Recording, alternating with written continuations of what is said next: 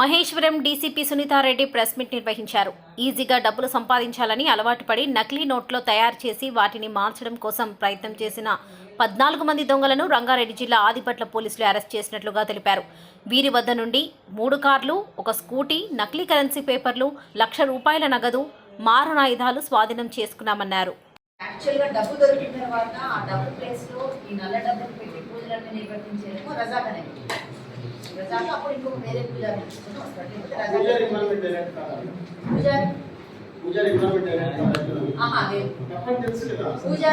ఉండి పూజారి కూడా తీసుకుంటాను. పూజారి పాత్ర ఏంటి అని అంటే ఆ వాస్తు చూడాలి, ఆ ఇల్లు చూడాలి, అందులో డబ్బు.